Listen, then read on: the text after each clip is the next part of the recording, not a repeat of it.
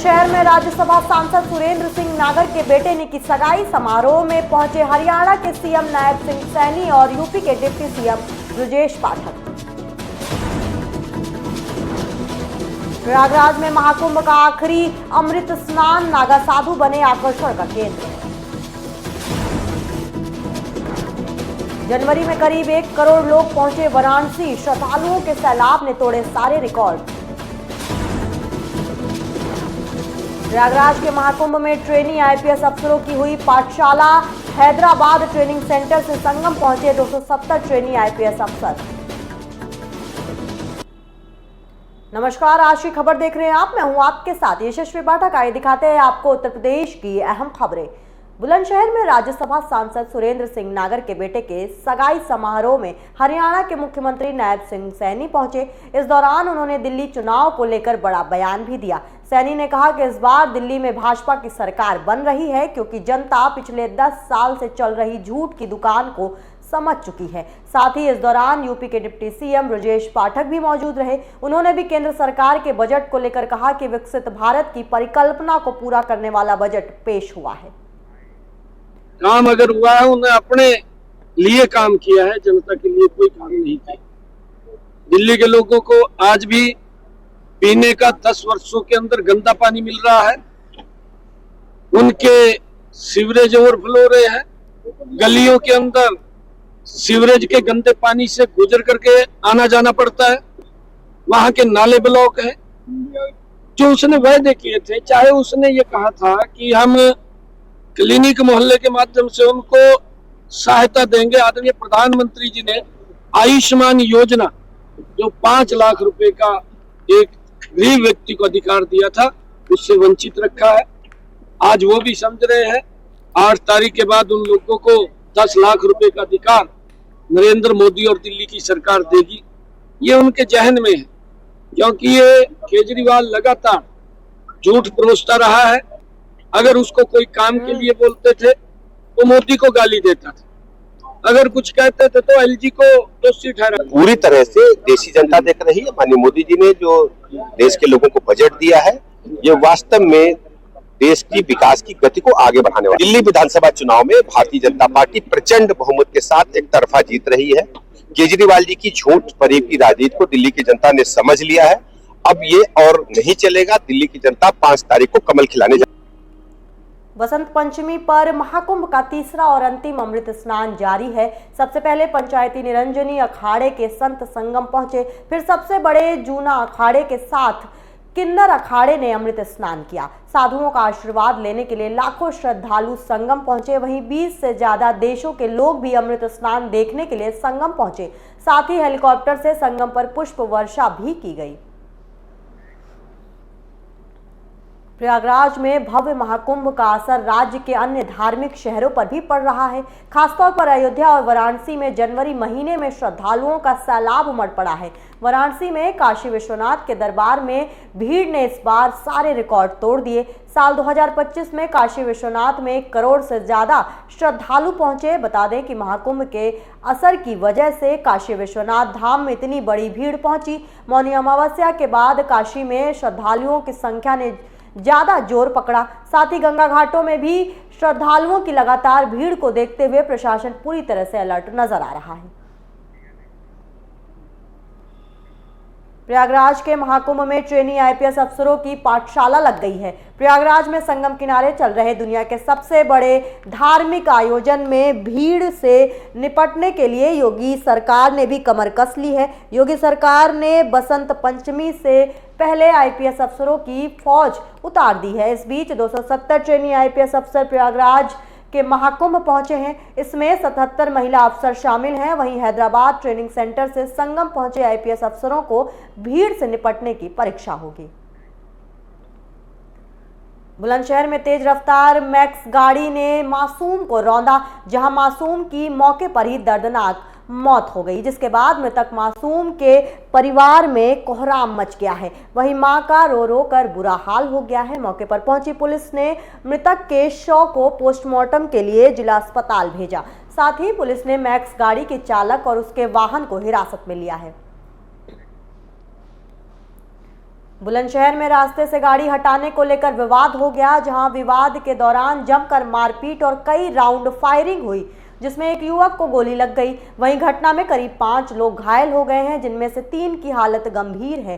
सूचना पर पहुंची पुलिस ने मामले में 2 आरोपियों को हिरासत में लिया है, जिनके पास से एक तमंचा बरामद किया गया है। ये एक स्कॉर्पियो में 7 लड़के सवार थे। वो अलीगढ़ में एक शादी में सम्मिलित होने के लिए जा रहे थे। उसी मोड़ पर, पेट बाजार मोड़ पर ये स्कॉर्पियो जो पहुंची तो वहाँ उस बारात से संबंधित एक इको गाड़ी ही थी।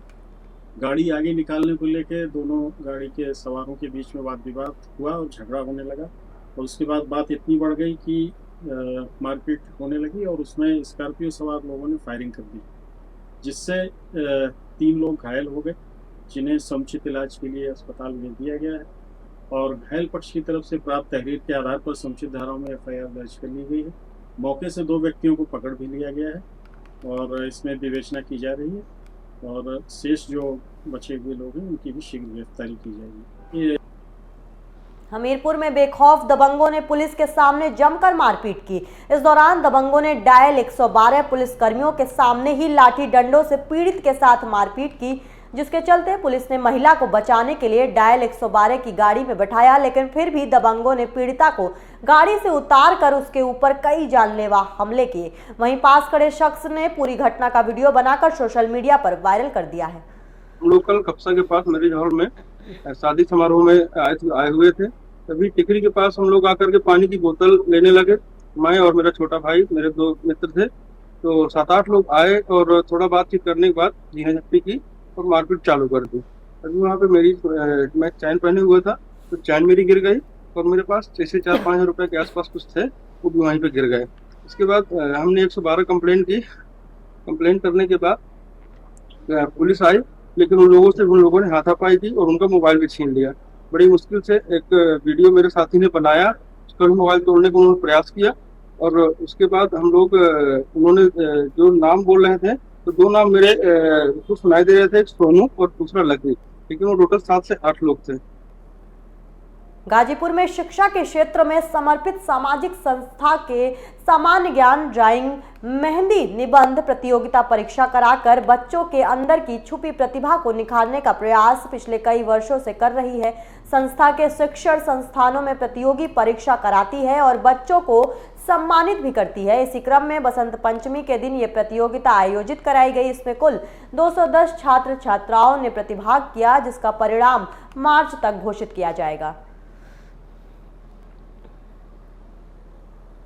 सहारनपुर में घर की आर्थिक तंगी मिटाने के लिए मां ने अपने दोनों बेटों को विदेश भेजा। जैसे तैसे 5 लाख रुपए का इंतजाम किया, जहां एजेंट से बात कर कुवैत भेजने की हुई थी, लेकिन उनके बेटे टूरिस्ट वीजा पर सऊदी अरब पहुंच गए। वहीं महिला द्वारा ब्याज पर लिए गए पैसे अब चुकाने मुश्किल हो गए हैं। मां उनके बेटों की सकुशल वापसी के लिए इधर उधर भटक रही है। मां ने PM मोदी से भी गुहार लगाई है, साथ ही मांग की है कि उसके पैसे भी वापस दिलाए जाएं। एक लड़का है, वो हमारे गांव में ही भी आया हुआ, उसकी बहन भी थी, मेरी पे भी आई हुई, उसको तो इंतकाल होगा, पर उसने ये कहा कि भाई मैं कुवैत भेज दूंगा। तो उसने कुवैत का वीजा लगाने के लिए हमारे पास पैसे लिए 5 लाख रुपए। तो 5 लाख रुपए लेकर उसने हमें कम से कम 7-8 महीने वीरान फिराए। हम उसके पीछे फिरे, रोज का हमारा आन जान रहा। इतना परेशान करके रखे। उसने मैंने कहा भाई हमारे पैसे दे दो वापस, हमने तो ब्याज पर लेकर दिए पैसे। तो उसने कहा कि भाई अब मैं किसी तरह नहीं दे सकता इस तरह, और मैं कोई बात नहीं, वहां पर नहीं वीजा लगा तो मैं सऊदी का वीजा लगा दूंगा।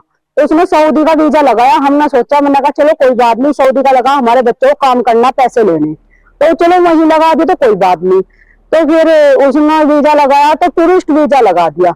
मेरे बच्चे वहां परेशान है, हमें तो ये नहीं पता था। हमने सोचा कि आजाद वीजे तो भेजा हमारे बच्चे वहां से, और हम तो इसी चक्कर में रहे हैं। तो उसमें जब हमारे बच्चे परेशान हो गए, कोई रुपया नहीं तक दिया, हमारे बच्चे खाने पीने तक भी परेशान है, दुखी है, और वहां से कई बच्चे भी उठ चुके। अब कल को हमारे बच्चे उठ गए तो हम किसकी माँ को माँ कहेंगे, हम परेशान है। तो हमारे बच्चे वापस आ जाने चाहिए और हमारा जो है पैसे भी वापस मिल जाए, और उसके लिए कार्ड जितनी भी हो कार्रवाई की जाए। सामाजिक तत्वों ने फतेहपुर में प्राचीन मंदिर में स्थापित सैकड़ों वर्ष पुराना शिवलिंग के साथ छेड़छाड़ का मामला सामने आया है, जहां मामले की सूचना मिलते ही पुलिस टीम मौके पर पहुंची और जांच पड़ताल में जुट गई है। इस दौरान पुलिस ने एक आरोपी को गिरफ्तार कर पूछताछ शुरू कर दी है। सामाजिक तत्वों ने इस मूर्ति को तोड़ दिया, जिसकी सूचना हम लोगों ने थाने प्रशासन में किया। प्रशासन आई, कुछ लोगों की जांच पड़ताल के लिए ले दी गई। शरारती तत्व हैं और कुछ नहीं है, मतलब ये जैसे शराबी हो सकते हैं, लड़के हो सकते हैं, और बाकी यहाँ कोई दूसरे संप्रदाय के लोग इस गांव में हैं भी नहीं। सामाजिक तत्वों ने इस मूर्ति को तोड़ दिया, जिसकी सूचना हम लोगों ने थाने प्रशासन में किया। प्रशासन आई, कुछ लोगों की जांच पड़ताल के लिए ले दी गई। शरारती तत्व हैं और कुछ नहीं है, मतलब ये जैसे शराबी हो सकते हैं, लड़के हो सकते हैं, और बाकी यहाँ कोई दूसरे संप्रदाय के लोग इस गांव में हैं भी नहीं। हमारे गांव में जो है शिव जी का एक बहुत पुराना मंदिर है, उसी के साथ छेड़छाड़ की। कम 100-150 वर्ष पुराना मंदिर। ये नहीं मालूम किसी जो है या तो किसी बच्चे ने किया होगा या तो किसी जो है शराबियों ने किया होगा। उत्तर प्रदेश के अहम खबरों में बस इतना ही। बाकी के अहम खबरों के लिए आप देखते रहिए आज की खबर।